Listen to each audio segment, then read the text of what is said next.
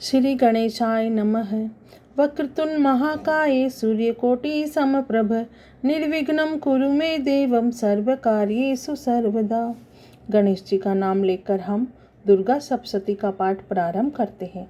सर्वमंगल मांगल्ये शिवे सर्वार्थ साधिके शरण्ये त्र्यंबके गौरी नारायणी नमोस्तुते।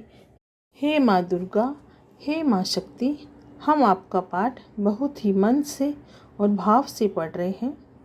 आप हमें भी शक्ति प्रदान करना और हमारी इच्छा पूरी करना। अब हम दुर्गा सप्तशती का 11वां अध्याय प्रारंभ करते हैं। देवताओं का देवी की स्तुति करना और देवी का देवताओं को वरदान देना। महर्षि मेघा कहते हैं, दैत्य के मारे जाने पर इंद्रादि देवता अग्नि को आगे करके कात्यायनी देवी की स्तुति करने लगे। उस समय अभीष्ट फल की प्राप्ति के कारण उनके मुख खिले हुए थे। देवताओं ने कहा, हे शरणागतों के दुख दूर करने वाली देवी, तुम प्रसन्न हो। हे संपूर्ण जगत की माता, तुम प्रसन्न हो। विश्वेश्वरी, तुम विश्व की रक्षा करो, क्योंकि तुम इस चर और अचर की ईश्वरी हो।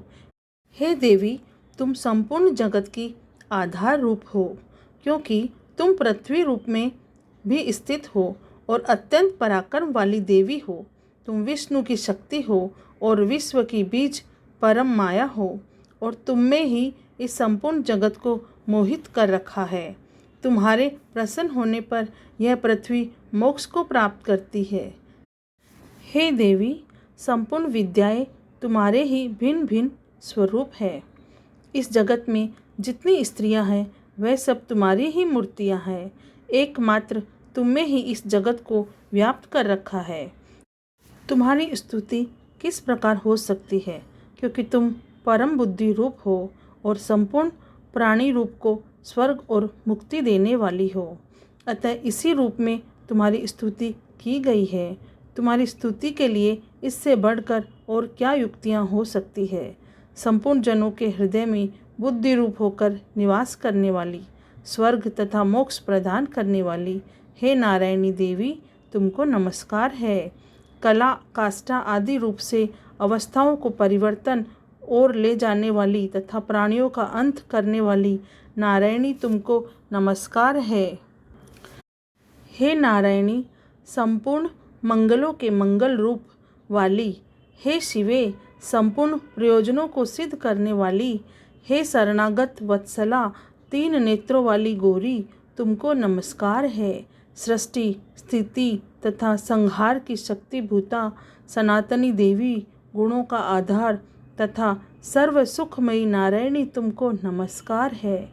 हे शरण में आए हुए शरणागतों, दीन दुखियों की रक्षा में तत्पर, संपूर्ण पीड़ाओं के हरने वाली, हे नारायणी, विमान पर बैठती हो तथा कुश से अभिमंत्रित जल छिड़कती रहती हो, तुम्हें नमस्कार है। माहेश्वरी रूप से त्रिशूल, चंद्रमा और सर्पों को धारण करने वाली, हे महावृषभ वाहन वाली नारायणी, तुम्हें नमस्कार है।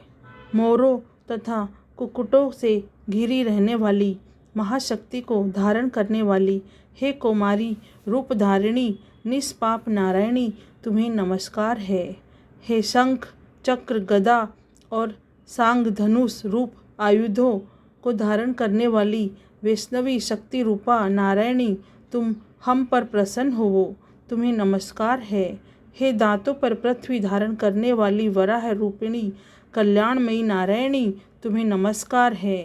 हे उग्र नरसिंह रूप से दैत्यों को मारने वाली, त्रिभुवन की रक्षा में संलग्न रहने वाली नारायणी, तुम्हें नमस्कार है। हे मस्तक पर किरीट और हाथ में महावज्र धारण करने वाली, सहस्त्र नेत्रों के कारण उज्ज्वल वृत्रासुर के प्राण हरने वाली इंद्रिय शक्ति, हे नारायणी, तुम्हें नमस्कार है। हे शिवदूती स्वरूप से दैत्यों को महामद को नष्ट करने वाली, हे घोर रूप वाली, हे मुख वाली, मुंडमाला से विभूषित मुंडमर्दिनी चामुंडा रूपा नारायणी, तुम्हें नमस्कार है। हे लक्ष्मी, लज्जा, महाविद्या, श्रद्धा, पुष्टि, स्वधा, ध्रुवा, महारात्रि तथा महाविद्या रूपा नारायणी, तुमको नमस्कार है। हे मेघा, सरस्वती, ऐश्वर्य रूपिणी पार्वती, महाकाली, नियंता तथा ईशा रूपिणी नारायणी, तुम्हें नमस्कार है। हे सर्वस्वरूप सर्वेश्वरी सर्वशक्ति युक्त देवी, हमारी भय से रक्षा करो, तुम्हें नमस्कार है। हे कात्यायनी, तीनों नेत्रों से भूषित यह सौम्य मुख सब तरह के डरों से हमारी रक्षा कर तुम्हें नमस्कार करते हैं। हे भद्रकाली, ज्वालाओं के समान भयंकर अति उग्र एवं संपूर्ण असुरों को नष्ट करने वाला तुम्हारा त्रिशूल हमें भयों से बचावे, तुमको नमस्कार है। हे देवी, जो अपने शब्द से इस जगत को पूरित करके दैत्यों के तेज को नष्ट करता है, वह आपका घंटा इस प्रकार हमारी रक्षा करे जैसे कि माता अपने पुत्रों की रक्षा करती है। हे चंडिके, असुरों के रक्त और चर्बी से चर्चित जो आपकी तलवार है, वह हमारा मंगल करे, हम तुमको नमस्कार करते हैं। हे देवी, तुम जब प्रसन्न होती हो तो संपूर्ण रोगों को नष्ट कर देती हो, और जब रुष्ट हो जाती हो तो संपूर्ण वांछित कामनाओं को नष्ट कर देती हो, और जो मनुष्य तुम्हारी शरण में आते हैं उन पर कभी विपत्ति नहीं आती, बल्कि तुम्हारी शरण में आए हुए मनुष्य दूसरों को आश्रय देने योग्य हो जाते हैं। अनेक रूपों में बहुत प्रकार की मूर्तियों को धारण करके इन धर्मद्रोही असुरों को तुम्हें संहार किया है, वह तुम्हारे सिवा और कौन हो सकता है। चतुर्दश विद्याएं, षष्ठ शास्त्र और चारों वेद तुम्हारे ही प्रकाश से प्रकाशित है, उनमें तुम्हारा ही वर्णन है। और जहाँ राक्षस विषैले सर्प शत्रुघ्न है, वहाँ और समुद्र के बीच में भी तुम साथ रहकर इस विश्व की रक्षा करती हो। हे विश्वेश्वरी, तुम विश्व का पालन करने वाली हो, विश्व रूपा हो, इसलिए संपूर्ण विश्व को धारण करती हो, इसलिए ब्रह्मा विष्णु महेश को भी वंदनीय हो। जो भक्तिपूर्वक तुमको नमस्कार करते हैं वह विश्व को आश्रय देने वाले बन जाते हैं। हे देवी, तुम प्रसन्न होवो और असुरों को मारकर जिस प्रकार हमारी रक्षा की है, ऐसे ही हमारे शत्रुओं से सदा हमारी रक्षा करती रहो। संपूर्ण जगत के पाप को नष्ट कर दो और पापों तथा उनके फल स्वरूप होने वाली महामारी आदि बड़े बड़े उपद्रवों को शीघ्र ही दूर कर दो। विश्व की पीड़ा दूर करने वाली देवी, शरण में पड़े हुए पर प्रसन्न होवो। त्रिलोक निवासियों की पूजनीय परमेश्वरी, हम लोगों को वरदान दो। देवी ने कहा, हे देवताओं, मैं तुमको वर देने के लिए तैयार हूँ। आपकी जैसी इच्छा हो वैसा ही वर मांग लो, मैं तुमको दूंगी। देवताओं ने कहा, हे सर्वेश्वरी, त्रिलोकी की निवासियों की समस्त पीड़ाओं को तुम इसी प्रकार हरती रहो और हमारे शत्रुओं को इसी प्रकार नष्ट करते रहो।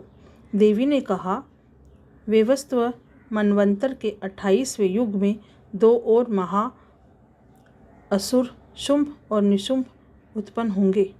उस समय मैं नंद गोप के घर में यशोदा के गर्भ उत्पन्न होकर विंध्याचल पर्वत पर शुंभ और निशुंभ का संहार करूंगी।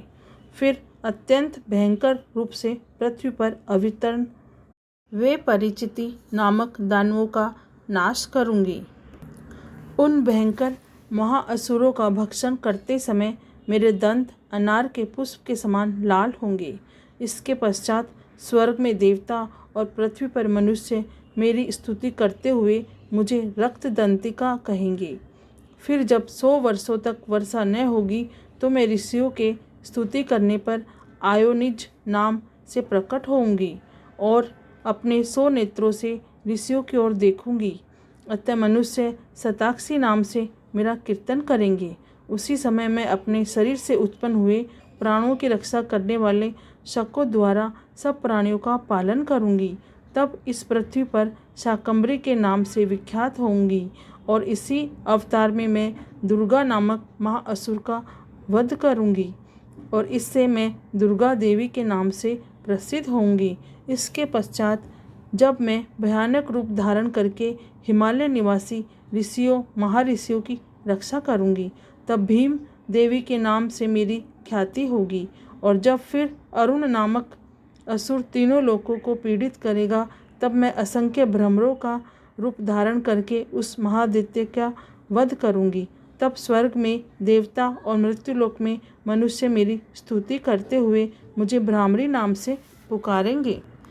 इस प्रकार जब जब पृथ्वी राक्षसों से पीड़ित होगी तब तब मैं अवतरित होकर शत्रुओं का नाश करूंगी। अब हमारा 11वां अध्याय समाप्त हुआ। हे माँ दुर्गा, हे माँ शक्ति, हमारी रक्षा करना, हम पे कृपा बनाए रखना। माता रानी को कोटि कोटि प्रणाम और कोटि कोटि धन्यवाद है।